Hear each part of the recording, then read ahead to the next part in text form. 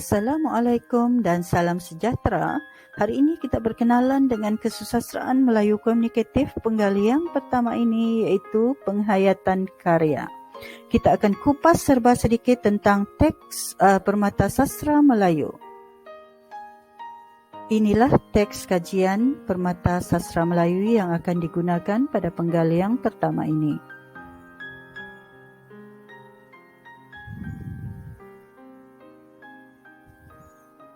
Ada 3 bahagian yang akan dipelajari dalam penggalian pertama ini, iaitu puisi, prosa tradisional dan prosa moden. Bahagian A ialah puisi. Puisi terbahagi kepada 2, iaitu puisi tradisional dan puisi moden. Sekarang kita lihat puisi tradisional. Ini ialah 7 puisi tradisional yang akan dipelajari dalam semester ini.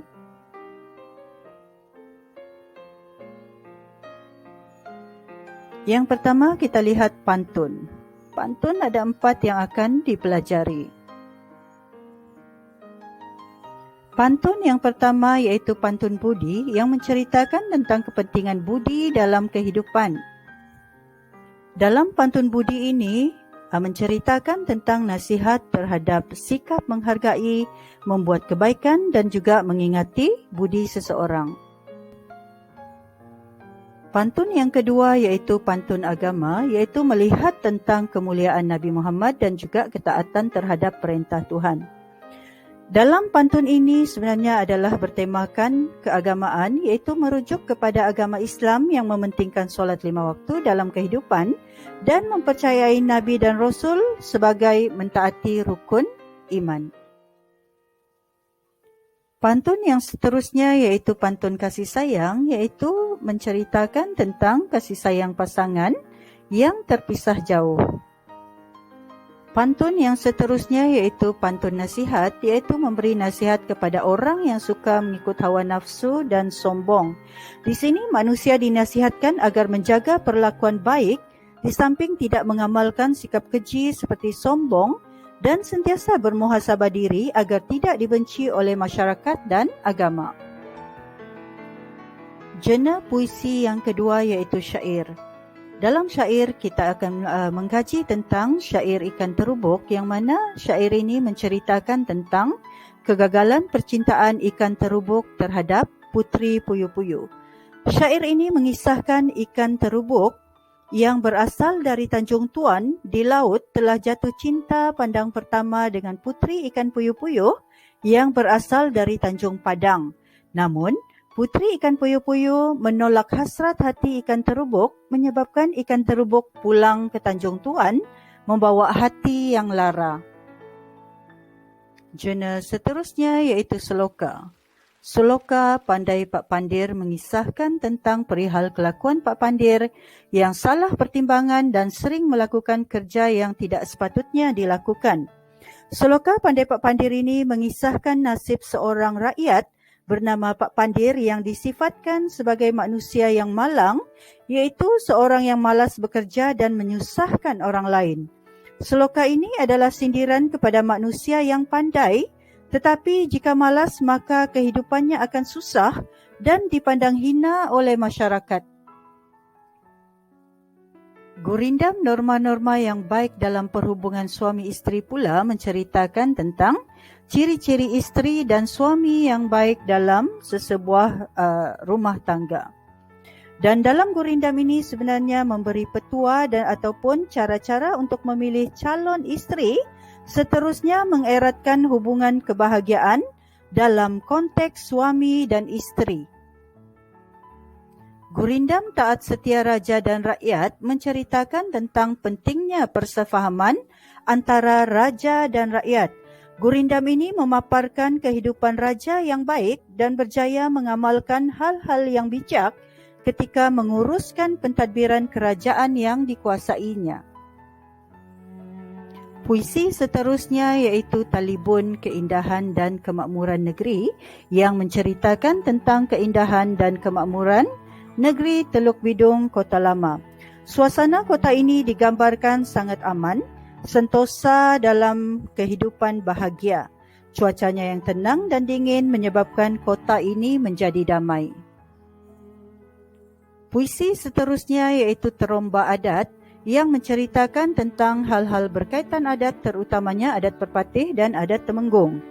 Teromba ini menggambarkan betapa pentingnya adat dalam kehidupan bermasyarakat. Sesebuah masyarakat yang inginkan hidup harmoni perlu mematuhi peraturan yang ditetapkan sama ada mengikut aturan adat Perpatih ataupun adat Temenggung. Puisi tradisional yang terakhir ialah Mantara. Kita tengok mantara yang pertama iaitu Mantara Ulik Mayang yang menceritakan tentang mantara yang digunakan untuk mengubati pesakit yang disebabkan oleh gangguan makhluk halus. Mantara yang kedua iaitu Mantara Menduduki Rumah Baru. Mantara ini dibacakan oleh bomoh apabila seseorang itu menduduki rumah baru. Mengisahkan petua atau panduan untuk memasuki rumah baharu, yang mana petua ini bertujuan untuk mengelakkan sesuatu yang buruk akan berlaku pada masa hadapan. Mantara ini juga merupakan harapan penghuni rumah itu supaya Allah Subhanahu Wa Taala menyelamatkan rumah dan penghuninya daripada sebarang dugaan. Sekarang kita beralih kepada puisi moden iaitu Sajak. Ini merupakan sajak-sajak yang terdapat di dalam Permata Sastra Melayu.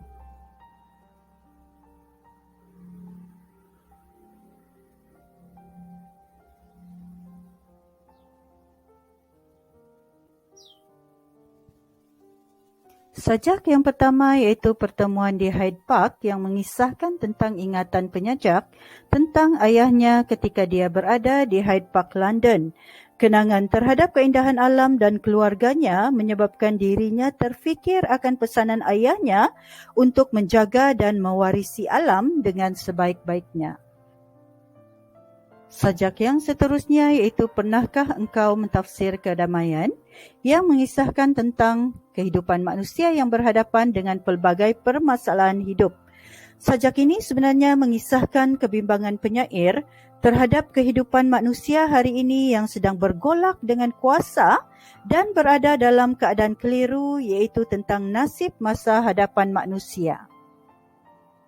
Sajak di Titian Kemerdekaan mengisahkan tentang semangat nasionalisme menjelang sambutan Hari Kemerdekaan. Dalam sajak ini, penyair ingin menyatakan hasrat gembira hatinya apabila melihat tanah air yang telah merdeka. Walau bagaimanapun, penyair tetap berharap agar kemerdekaan yang dimiliki pada masa ini dapat bertahan lama.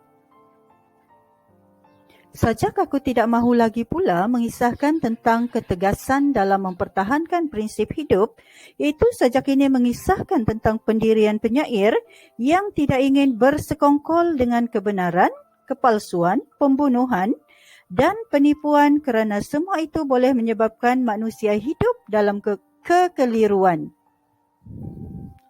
Seterusnya, sajak Keris Itu Masih di Tanganmu yang mengisahkan tentang keperluan dalam mempertahankan kedaulatan negara. Sajak ini menyatakan harapan penyair terhadap pentingnya perjuangan bangsa Melayu dalam usaha mempertahankan maruah dan jati diri bangsanya. Keris merupakan lambang kedaulatan bangsa Melayu dan lambang ini merujuk harapan penulis yang sangat tinggi untuk melihat bangsanya hidup dalam semangat yang harmoni. Sajak seterusnya iaitu Menyongsong Arus yang mengisahkan tentang perlunya seseorang itu menjadi pihak yang bertentangan arah untuk mencapai kejayaan. Sajak ini menuntut supaya manusia mempunyai keberanian untuk membuat keputusan walaupun keputusan yang dibuat itu tidak disenangi. Keberanian atas nama kebenaran perlu dimiliki supaya dapat membetulkan kesilapan. Sajak seterusnya iaitu Pahlawan Iyal Hadiah yang mengisahkan tentang perjuangan pahlawan dalam mempertahankan tanah air. Sajak ini memaparkan tokoh pahlawan sebagai wira yang sanggup berjuang dan berkorban tanpa mengharapkan balasan demi tanah air tercinta.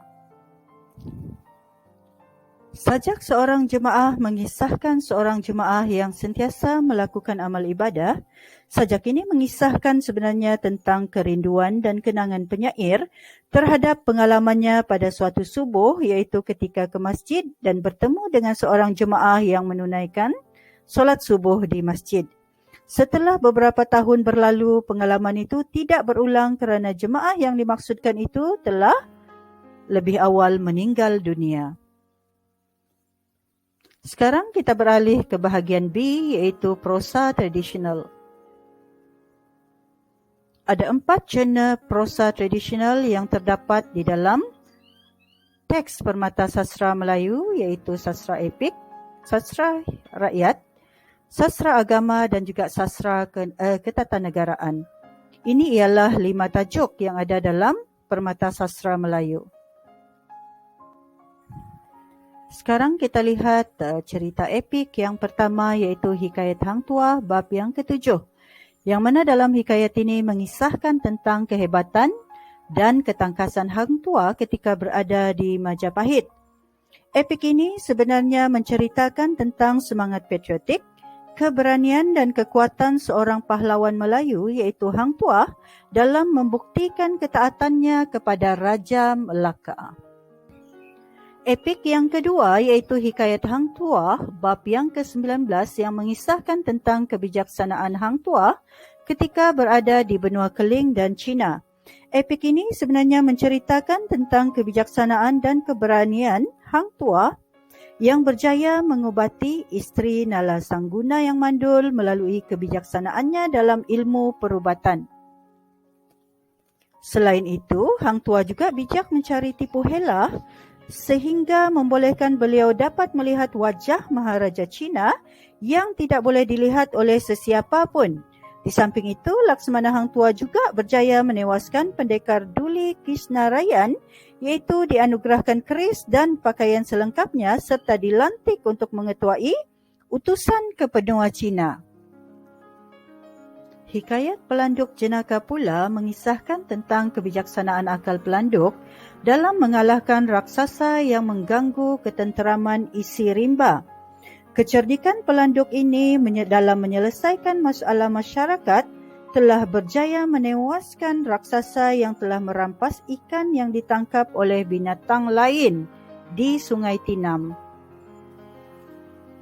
Inilah hikayat peri menyatakan Nabi wafat, merupakan sastra agama yang mengisahkan tentang peristiwa yang berlaku sebelum kewafatan Nabi.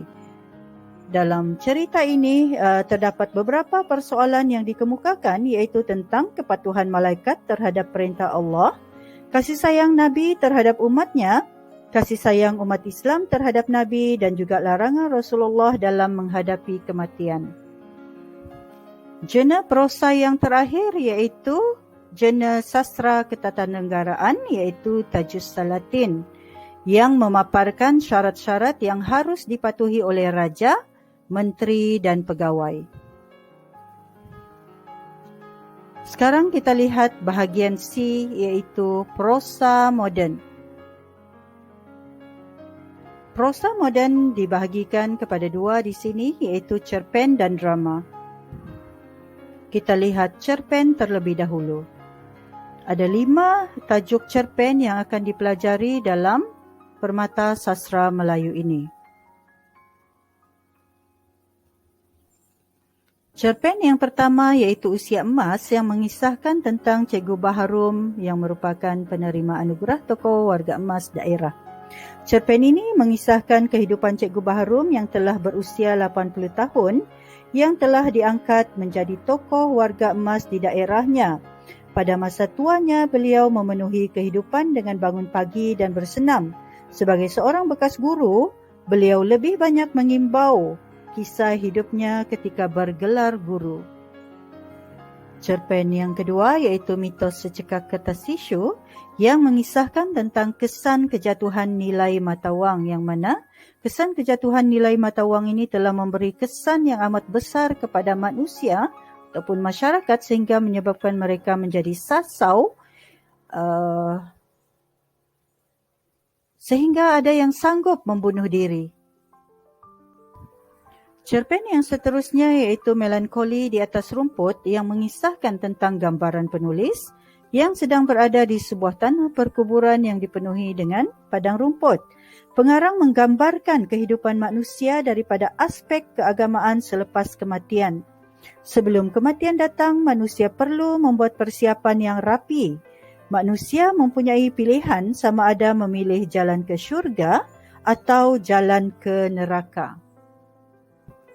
Cerpen yang seterusnya iaitu Anak-anak yang bergelimpangan yang mengisahkan tentang sikap manusia yang tidak bertanggungjawab dengan mencemarkan alam sekitar iaitu sungai. Cerpen ini mengisahkan kehidupan masyarakat ikan di Sungai Tengas iaitu aku dalam cerpen ini mewakili seekor ikan haruan. Terdapat ahli masyarakat ikan yang lain yang hidup aman damai dan bersukaria di Sungai Tengas. Haruan sentiasa memberikan peringatan kepada rakan-rakan ikan yang lain iaitu keli, puyuh, sepat, sebarau, lampam, temelian, terbui, baung, kelah dan semua penghuni sungai agar selalu berhati-hati. Cerpen yang terakhir iaitu Di Sebalik Sirat Makna yang mengisahkan tentang prasangka buruk seorang guru terhadap bekas anak muridnya yang telah menjadi guru di sekolah yang sama. Dalam cerpen ini memaparkan tentang kisah seorang guru yang telah lama memberikan khidmat mendidik anak bangsa di daerah pedalaman dan telah mengalami dilema dan konflik diri, iaitu Cikgu Ibau. Setelah sekian lama Cikgu Ibau menabur bakti dan khidmat dalam perkhidmatan perguruan, secara tiba-tiba muncul seorang guru baharu yang merupakan bekas anak muridnya, iaitu Cikgu Nazkir, yang pernah dihukum olehnya suatu ketika dahulu. Kehadiran Cikgu baharu ini telah mencabar ego seorang guru yang menganggap selama ini tindakannya sentiasa benar. Sekarang kita lihat pula bahagian drama, iaitu hanya ada satu tajuk sahaja yang ada, iaitu drama Asia Samiah. Drama Asia Samiah ini mengisahkan tentang Asia Samiah yang menjadi tidak siuman setelah dipaksa berkahwin dengan Misa Sagaraga oleh ibu bapanya yang bersifat materialistik. Pengarang drama ini iaitu Johan Jaafar menggambarkan kehidupan masyarakat yang terdiri daripada golongan yang berpengaruh, berkuasa dan mempunyai harta kekayaan yang melimpah ruah berhadapan dengan bawahan yang tertindas. Golongan yang tertindas cuba untuk merubah keadaan tetapi tidak berjaya kerana mereka serba-serbi kekurangan sama ada dari sudut pengaruh, kuasa ataupun kekayaan. Akhirnya perjuangan golongan ini menemui kegagalan. Anas Samanda contohnya telah ditangkap dan dibunuh oleh Misa Sagaraga kerana cuba berjuang untuk menegakkan keadilan dalam mempertahankan haknya. Mayatnya telah diarak dan digantung dalam perarakan yang besar yang penuh dengan penghinaan. Anas Samanda telah dianggap sebagai pemberontak dan pengkhianat. Perjuangan beliau tidak dihargai oleh masyarakat dan kematiannya dianggap wajar kerana beliau telah diisytiharkan oleh pihak berkuasa dan berpengaruh sebagai musuh rakyat, pengacau keamanan dan juga pemberontak.